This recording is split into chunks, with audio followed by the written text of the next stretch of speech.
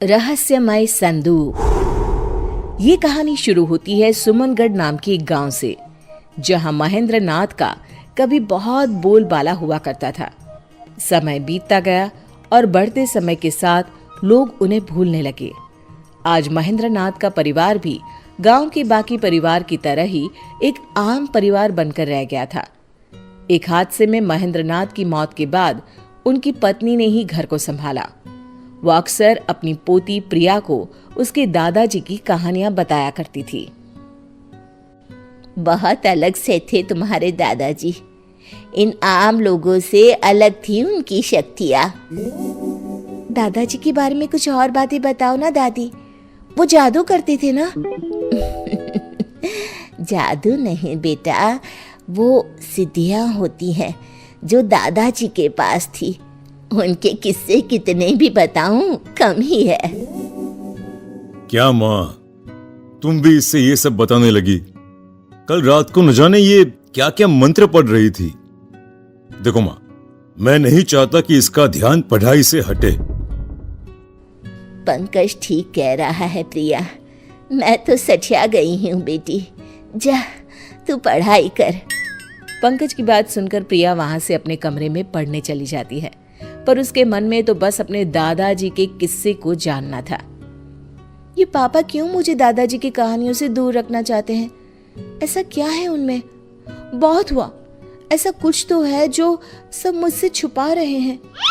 प्रिया छुपकर अपनी दादी के कमरे के बाहर खड़े रहकर उन दोनों की बातें सुन लेती है। माँ, प्रिया को उस संदूक के बारे में कुछ भी पता नहीं चलना चाहिए। इस तरह अगर तुम पिताजी के बारे में उससे बात करती रहोगी तो कभी न कभी वो भी बाहर आ जाएंगे। जो छुपा होना चाहिए। पापा क्या छुपा रहे हैं मुझसे? क्या छुपाना है? कौन सा संदूक? ये सब क्या चल रहा है? तू कब तक छुपा लेगा प्रिया से इन बातों को? कभी ना कभी वो संदूक भी सामने आ जाएगा पंकज। जिद मत करो माँ, वरना मुझे उस संदूक को कहीं रखकर आना होगा। मैं आज ही उस संदूक को पास के जंगल में रखकर आता हूँ। न रहेगा संदूक, ना ही रहेगा प्रिया को कोई खतरा।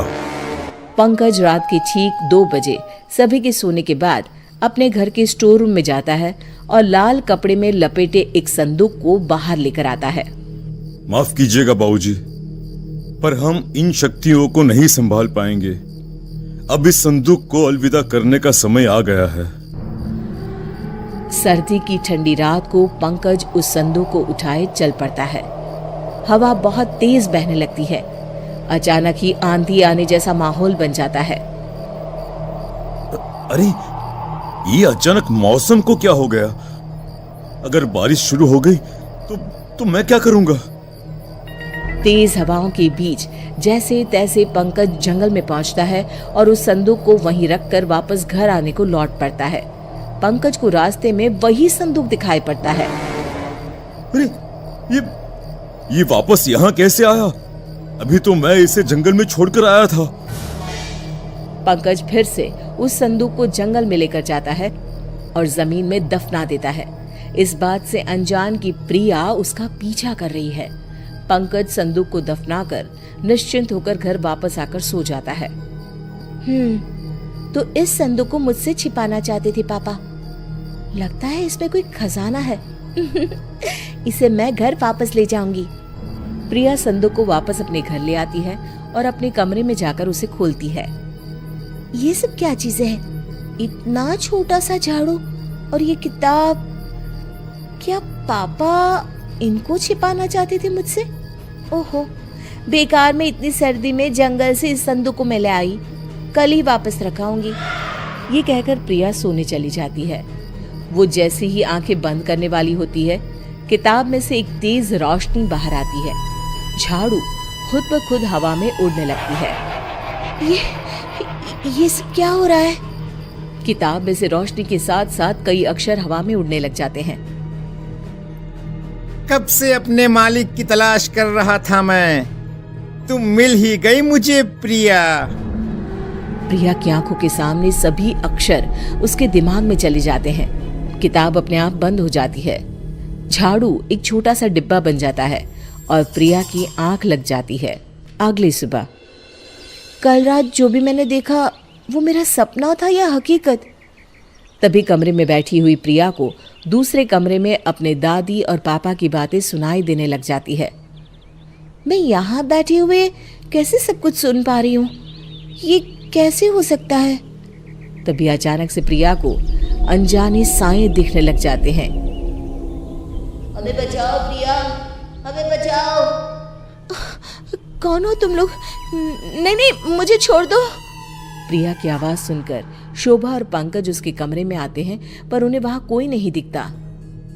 क्या हुआ प्रिया, तुम ठीक तो हो? पापा, मुझे बचा लीजिए। मैं कल वो संदूक अपने साथ ले आई थी। मुझे अब यहाँ पर अजीब से लोग दिखाई दे रहे हैं जो मुझसे मदद मांग रहे हैं। मैं ये जानता था, इसीलिए तो ये सब तुझसे छुपाया मैंने। तेरे दादा यानी मेरे पिताजी महेंद्र नाथ ने लोगों की मदद करने के लिए कई सिद्धियां ली। उन्होंने अपने बारे में तो कभी सोचा ही नहीं। कई अतृप्त आत्माओं को आजाद करवाने में और कई मजबूरों की मदद करने में ही उन्होंने अपना जीवन लगा दिया। उन्होंने अपनी सारी शक्तियां इस संदूक में छुपा कर रखी थी, पर उनके ही एक चेले ने उन्हें धोखे से मरवा दिया और संदूक चुरा लिया। पर वो ये संदूक खोल नहीं सका। मुझे डर था कि कहीं ये शक्तियों को संभालने की शक्ति तुझ में ना हुई, और अगर तू ही इसकी हकदार हुई तो क्या होगा? तेरे दादाजी की सिद्धियां तू ही इस्तेमाल करके लोगों की मदद कर सकती है बेटा। ये आत्माएं बस तुझे ही दिखाई देगी, क्योंकि तू ही है जो इन्हें बचा सकती है। अब जब शक्तियां तुझ तक आ ही गई है तो भगवान तुझे हिम्मत भी देगा। तुझे बस एक गुरु चाहिए जिनसे मैं तुझे मिलवाती हूँ। शोभा अपने पति के बंद कमरे में जाती है, जहां वो अक्सर साधना किया करती थी। जैसे ही प्रिया उस कमरे में जाती है, महेंद्र की आत्मा भी वहां आ जाती है। ये है तुम्हारे गुरु बेटा। ज्ञान तो प्रिया पा चुकी थी। महेंद्रनाथ प्रिया को सिद्धियों की प्रयोग के नियम की शिक्षा देते हैं। प्रिया इन सब गुणों में महारत हासिल कर लेती है और अपना पूरा जीवन लोगों की भलाई में लगा देती है।